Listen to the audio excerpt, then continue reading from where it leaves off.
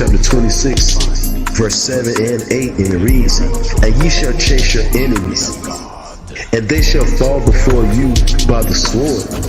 And 5 of you shall chase 100, and 100 of you shall put 10,000 to flight, and your enemies shall fall before you before the sword." That's what kind of power Yahweh Bahashim Yahushai is going to give his elect men of the nation of Israel real soon. And Lord willing, we could be of that number.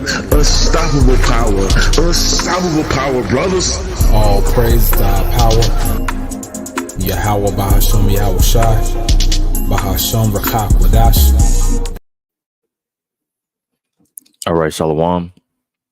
First and foremost, I want to give all praise, honor, and infinite glory unto my Heavenly Father, Yahweh, Bahashim, Yahushai, Bahashim, Hakwadash. Double honors unto the apostles and elders of Great Millstone who taught us his truth. Peace and salutations to the hopeful elect. The men making their bodies a living sacrifice in these last days. My name is Malak, and I'm back with another lesson in all truth and sincerity.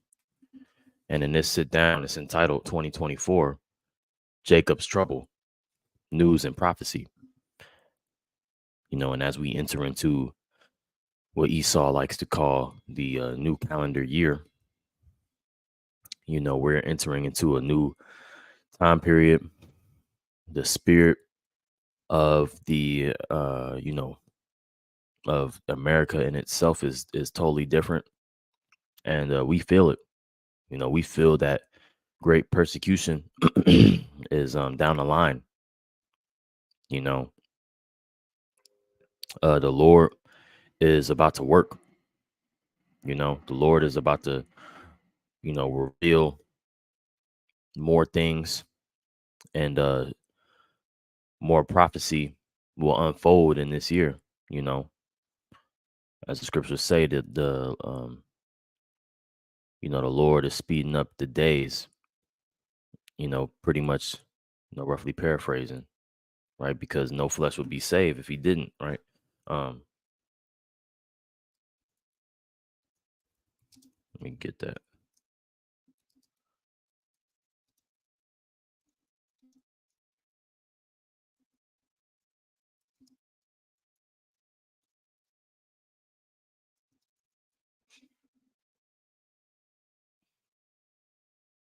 Yeah.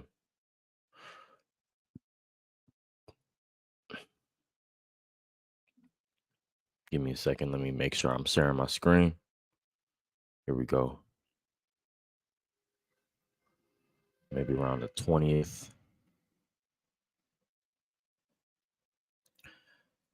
Yeah.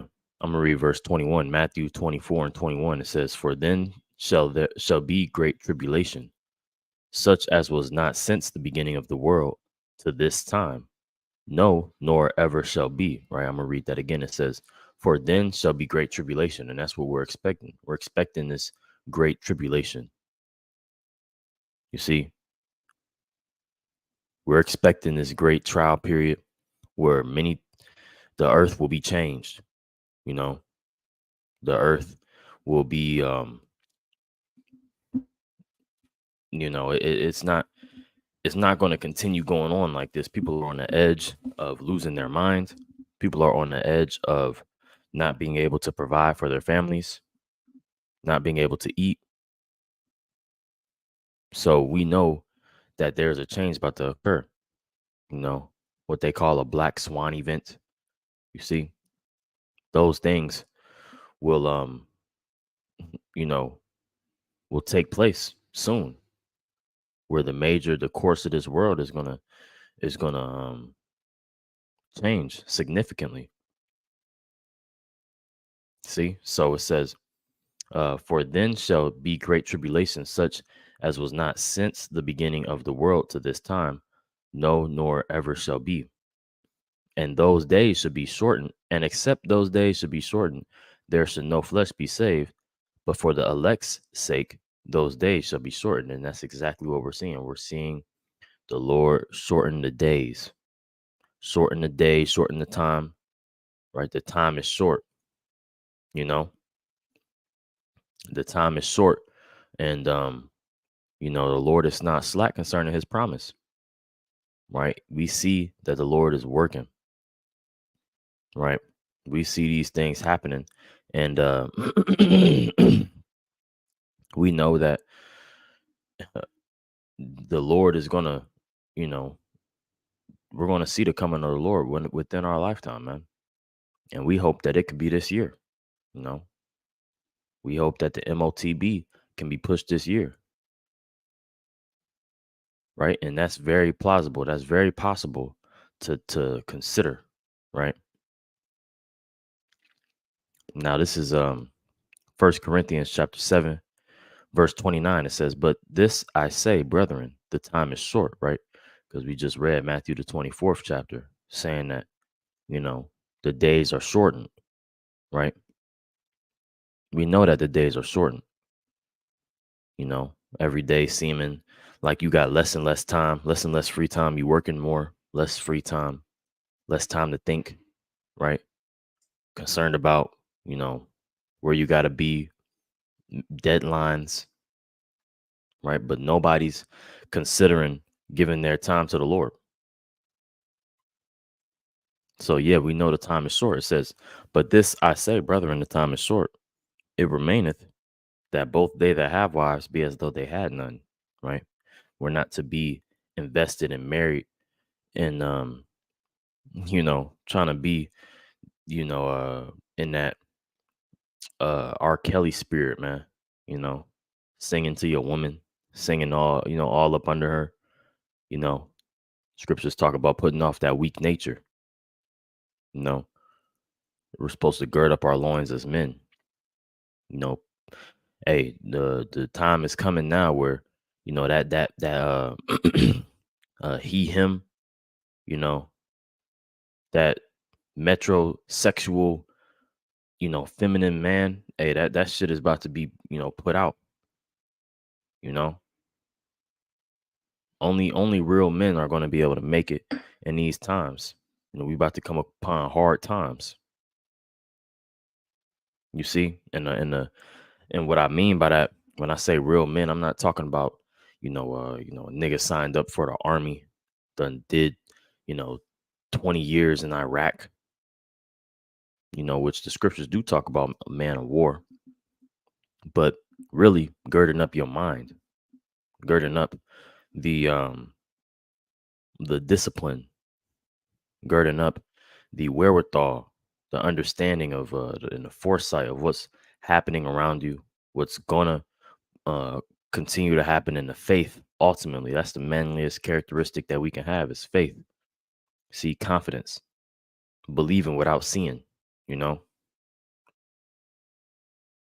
So it says, but this I say, brethren, the time is short. It says, it remaineth that both they that have wives be as though they had none, and they that weep as though they wept not, right? So, brothers go through bouts of, depression, feeling, some type of way because this world has, you know, uh, had its toll on all of us, you know, but we got to put that off. It says, and they that rejoice as though they rejoice not, but they that buy as though they possess not, right? They that rejoice as they rejoice not, don't get too high nor too low, right? And those brothers that have their own businesses, don't let that absorb you. Don't let that take you away from this opportunity that we have at hand, because the time is short, as the general um consistent consensus of this verse that I'm reading to you is going into, right? Verse 31, and here's the point. It says, and they that use this world as not abusing it, for the fashion of this world passeth away, right? And that's exactly what I meant by that first statement. How now that we're coming into hard times, it's important that we put off that weak nature. It's important that um we take that next step as, you know, men of the Lord, right? Our glory is not always going to be prophesying on the corner, cussing Esau out. Well, in a minute, we're going to have to stand in the face of adversity and live out what we've been talking about. You know, we're going to have to live out the things that we've been, talking about, man. And that's going to take a level of faith and change, right? And the reason because of that is through force, man. It's through force of the time and the season, right? Just like how, Esau's calendar year, you have the change of the season, right? The change of a year. Well, the Lord is ultimately shortening the time, speeding it up, right? We know that things are about to happen on a high level, man. We could feel it.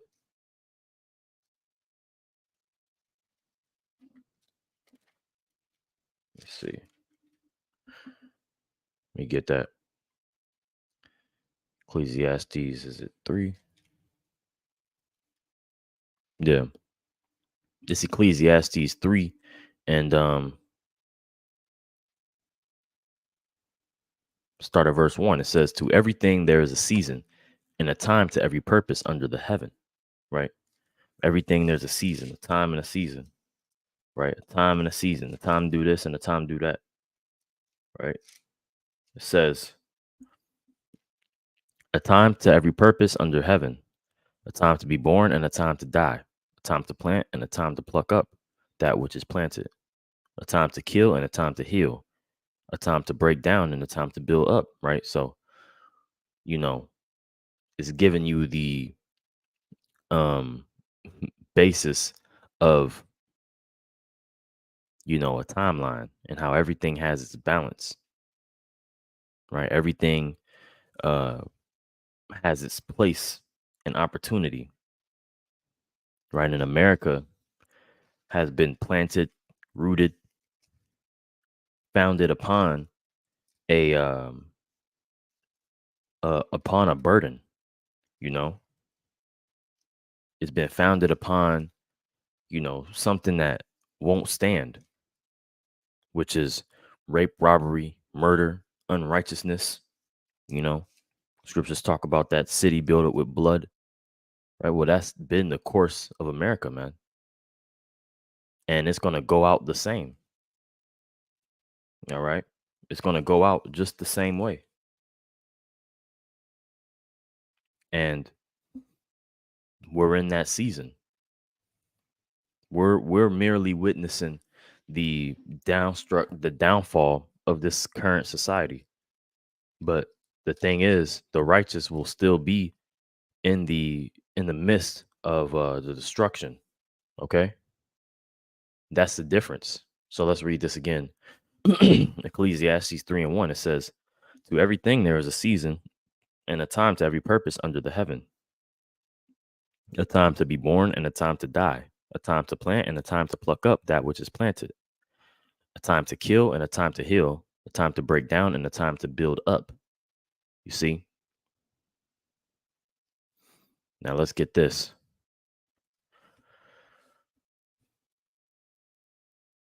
Second Ezra 4 and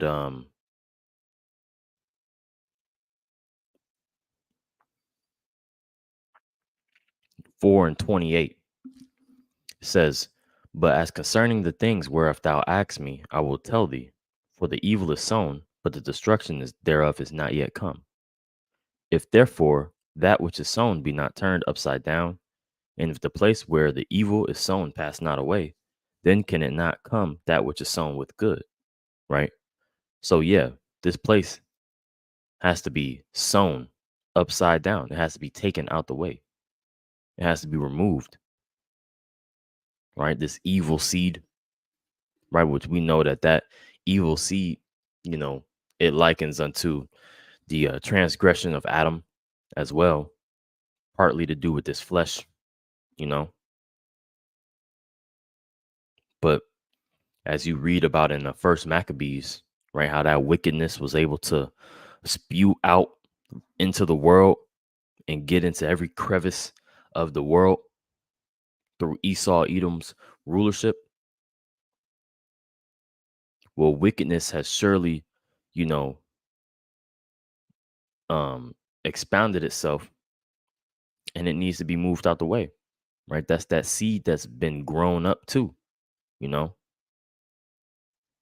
Um, the scriptures talk about that, the children of sinners. Let me see.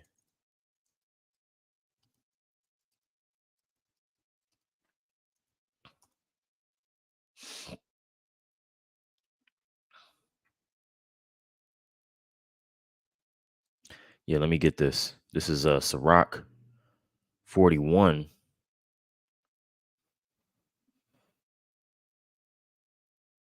Yeah, Sirach 41 and 5. It says the children of sinners are an abominable children, right? And that's been the 2/3 of our people fall into that category as well, you know. But chiefly, this is going into, the Edomites, the so-called self-proclaimed white man, and his progeny. It says the children of sinners are an abominable children, and they that are conversant in the dwelling of the ungodly. It says the inheritance of sinners' children shall perish, and their posterity shall have a perpetual reproach. Right. Well, this is that perpetual reproach. It's the same thing that they did to build this place up. Well, that's going to be the same way that they're taken out. Right. That's that perpetual reproach. That mark for being a thief and a vagabond within the earth. Right. That mark of Cain. See, it says their children will complain of an ungodly father because they shall be reproached for his sake. Right. So, yeah, that's what the people are doing now. They're trying to rewrite history. They're trying to take apart or take out the um evidence of the who did made the slave ships and who committed the atrocities throughout history, who broke the contracts, right? They're trying to remove those things from secular history. Well, that's not going to happen. The Lord has already revealed and shown that shameful spewing, and this going to be that's going to be made known, right? Scriptures talk about how knowledge shall increase in these days, right? Well, and shameful spewing shall be upon him. That shame is being shown, and it's going to manifest too by the downfall of this society, right? And um our people will feel will have a will face a great consequence when they are found joined unto this man, right?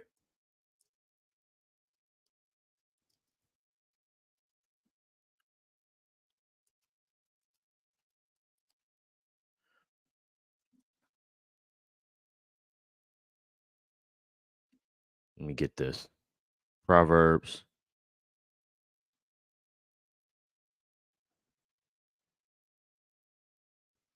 Proverbs 11 and see. Proverbs 11 and 21. It says, though joined hand in hand, the wicked shall not be unpunished. Right? So though our people want to hold hands and skip down the street with this the so-called self-proclaimed white man, though they want to join hands and make a covenant with death, the wicked is not going to go unpunished. All right. It's not going to stop the Lord from punishing the wicked man. It's not going to happen. It's a necessity. The Lord has prescribed that this man will be taken out the way, and he's not a man that he should lie. And we're watching that process take place too. So as this punishment comes, the irony of it is those that will be regarded as rebels unto the nation, those that would not take heed to the message, will be the first punished. You see, those that knew that the Lord was going to judge, those will be the ones punished most harshly, right? Which is fitting. And that's the time period that we're in. As we start to go within Jacob's trouble, it's going to be a cleansing happening to majority of our people first. The Lord has said he's gonna start at the nation of Israel, man. You know, let me see.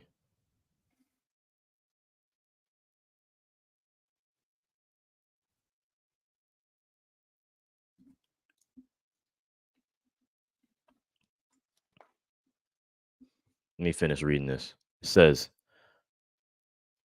Proverbs chapter 11, verse 21. It says, "Though joined hand in hand, the wicked shall not be unpunished, but the seed of the righteous shall be delivered," right? And those righteous that turn from their wicked way, right? Those that are obedient to the commandment that the Lord has given in these last days and revealed through his spirit, man. That's going to be the one that the ones that will be shown mercy, man, in these times. And those that don't take heed of our nation, well, they're going to be brutally punished. You see, because this is a warning, right? This message is likened as to a trumpet being blown, a warning uh, letter, you know, heralding in that the king is coming, that judgment will commence, a sword is being sharpened, right? All those things recognize the same thing, that judgment is at hand. See, now this is let me see.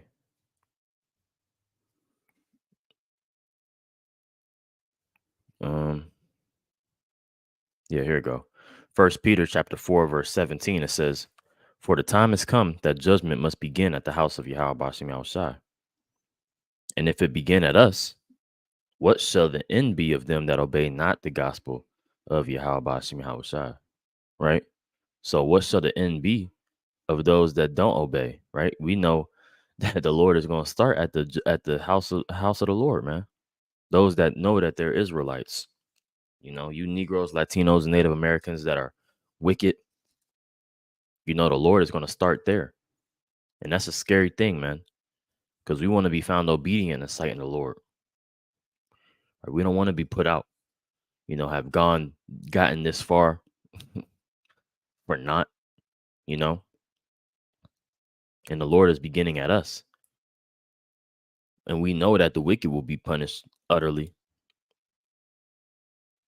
but the Lord is starting with us, right? Thus, why the time of Jacob's trouble must come before the complete destruction, right? Because the whole world is going to feel the squeeze, right? The whole United States and then outward, the whole world is going to feel the squeeze, the change in the condition, the change in the seriousness of the times. But chiefly the Lord is going to start judging our people, and then it's going to manifest unto these other nations, which are doomed anyway. They have no hope. Only the elect have hope, you know. But it's going to begin with us. I'm going to read verse 17 again. First Peter 4 and 17, it says, "For the time has come that judgment must begin at the house of Yahweh Bashim Yahushai. And if it first begin at us, what shall the end be of them that obey not the gospel of Yahweh?" Right? What shall the end be of them?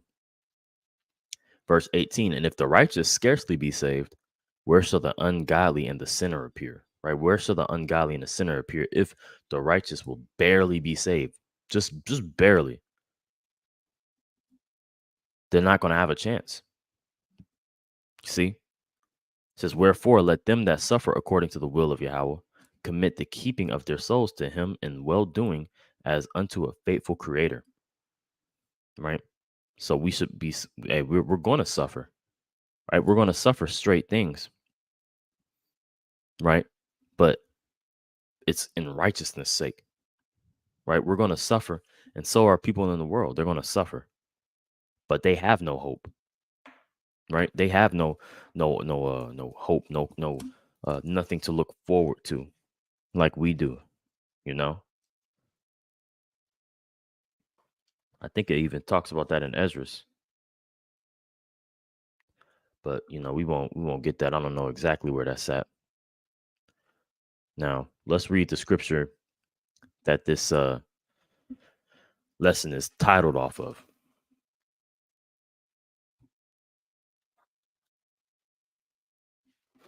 This is Jeremiah chapter 30, verse 4.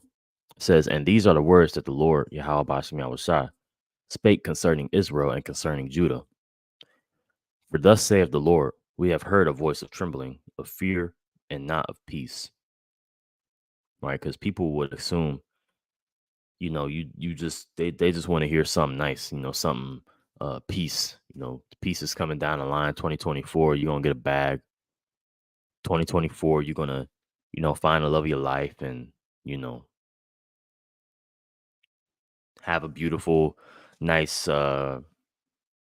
everybody in your family's gonna get along and everybody that's sick gonna get healthy. No, man. This vision that the Lord has prescribed is not of peace. Right? The Lord has prescribed a sword to come down upon the inhabitants of the earth. Right? He's coming to divide and to conquer. To make an example of those. To make an example of those unfit to rule. Those that have hurt unjustly. That's the voice of trembling and fear. And not of peace. No peace and safety, man. Total chaos. That's what the Lord is coming back through. Now it says, verse 6, ask ye now and see whether a man doeth travail with child. Wherefore do I see every man with his hands on his loins, as a woman in travail, and all faces are turned unto paleness. Right? Men crying as women having a child. Their faces turning blank. Right? Their faces, them dying of famine. Right? Completely destroyed, hopeless. That's what this vision is describing, man. It says, alas, for that day is great, so that none is like it. It is even the time of Jacob's trouble, but he shall be saved out of it, right? So yeah, we're coming into that time of Jacob's trouble, right? The time of the our nation being judged for not taking heed unto the word of the Lord. Because everybody knows that they're Israelite. Everybody knows that who the Lord's chosen people are. They see us on the highways and byways. They seen a video. They seen a TikTok about the nation of Israel being you so-called Negroes, Latinos, Native Americans. They understand that the so-called self-proclaimed white man is the devil that the Bible speaks of. Right? They heard the message. They got the report. But who have believed our report? Not many. Well, that report that you're not believing is a report from the king himself, right? A decree that setteth up kings upon the earth.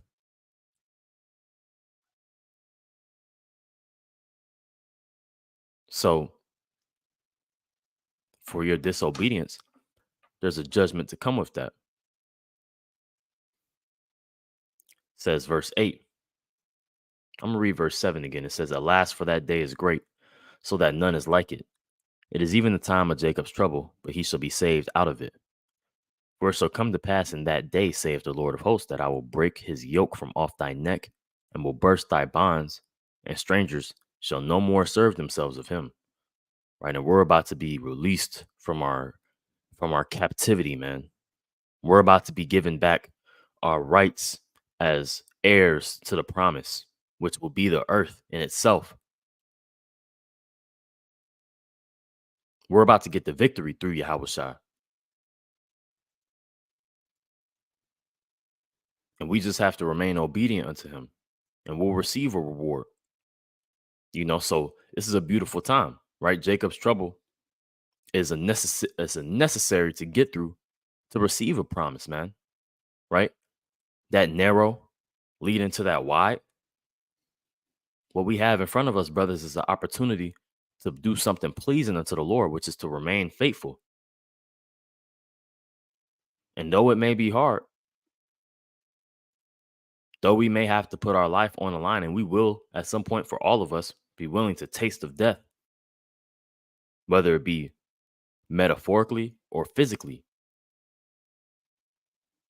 right? Whether when I say metaphorically, I mean, you know, willing to die in the sense of not being able to be hired again for a job by refusing to get the MOTB, right? The implantable microchip. See, being able to, um, willingly uh, go the into the situation, knowing that we won't accept, and whatever consequence they deem worthy for your non-compliance, we know we have to eat it. So in that case, I mean, dying metaphorically, right? Where to the world you're dead. You're not gonna be able to get on social media. You'll be banned off the internet, and you'll be banned from getting certain benefits in the society. That's a form of death in a sense, but also too physically dying. Physically giving up your life, right? Getting your head taken off, right? Putting your head under the under the guillotine, man. You know, it is that is something that all of us brothers will have to go. All of us brothers are gonna have to go through. But we know that if we don't love our lives unto the death, right, the Lord will give us a crown of life, right? A crown for our obedience, for our servitude. You see, and that's what we look forward to, man. That's what we hope for, right? It says, "For it shall come to pass that in that day the Lord of hosts, that I will break his yoke from off thy neck, and I will burst thy bonds, and strangers shall no more serve themselves of him." Right? So we're not going to be servants forever, brothers. We're not going to be just working for the self-proclaimed so-called white man for the rest of our lives, man, for eternity. We're watching and witnessing his downfall, you know, and that's a beautiful manifestation of that thought process is reading verse 7 and verse 8. you know yeah, we're going to be go through this time of Jacob's trouble, but it's ultimately going to release us from our captivity, man. It's going to release us from this being joined into the society, and we're going to be made free through Yahweh Shai, right? That's the beauty that comes right after, right? For our sacrifice, man.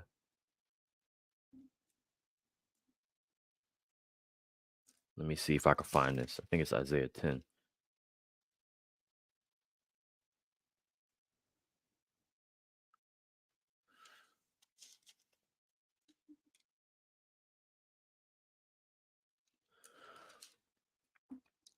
Maybe it has might be in this. I know how to find it. Let me see.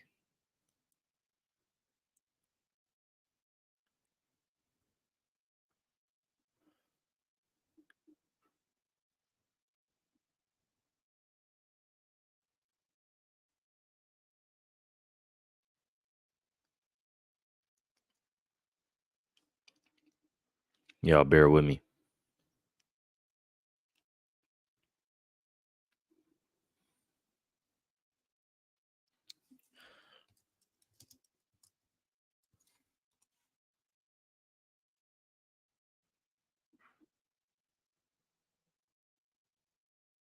Let me see. Lean upon him that smote him.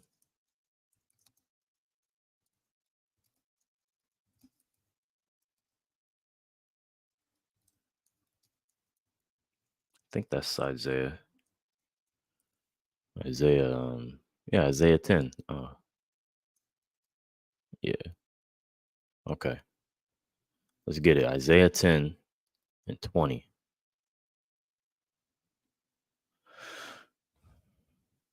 Isaiah 10 and 20.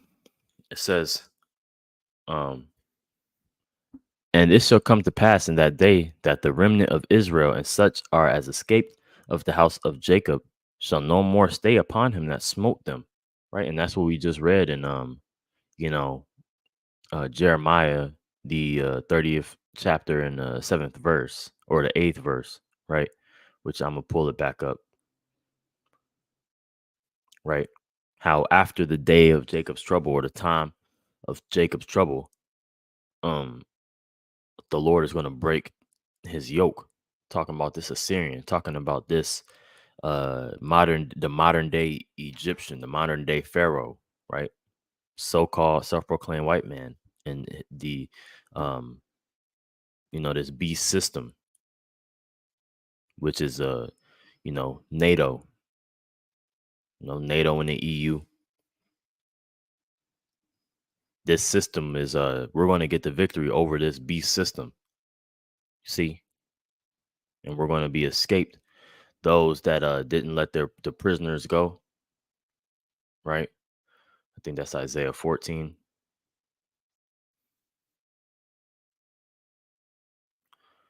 Um,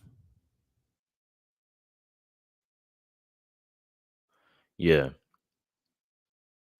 Isaiah 14 and 17. It says, um,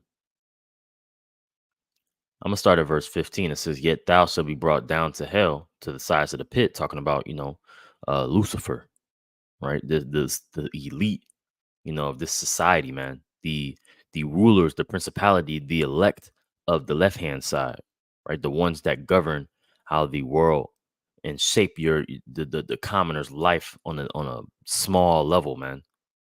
They shape every little thing and that you come into contact with on a daily basis. The rulers of this current world, right? Well, they're going to be brought down. The ones on high, those lofty ones, will be brought down. Right? It says, "They that see thee shall narrowly look upon thee and consider thee, saying, Is this the man that made the earth to tremble and did shake kingdoms?" Right?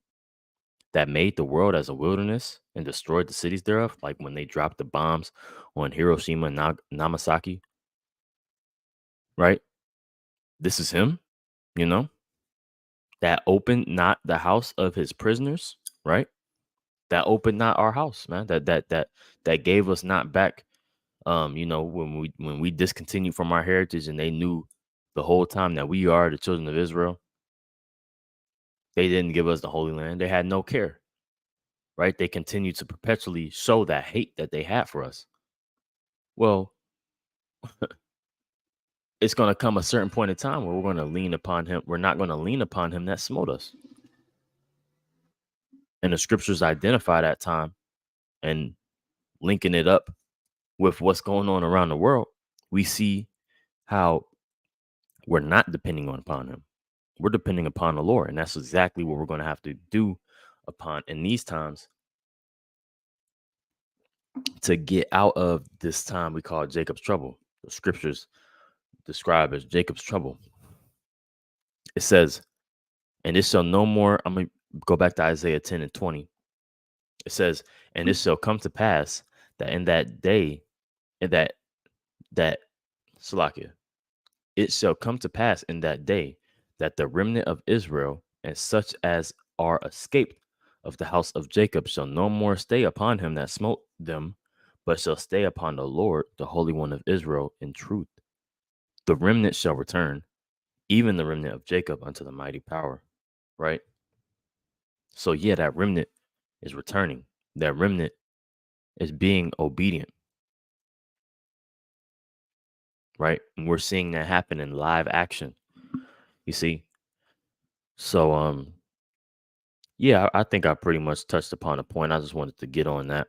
Um wasn't much news brought out in this, but it's all through the spirit. I just kind of wanted to turn the camera on and record something. So hey, Lord will, I was able to edify the brothers watched, or who the brothers who watched, brothers and sisters, you know. Uh on to the next one.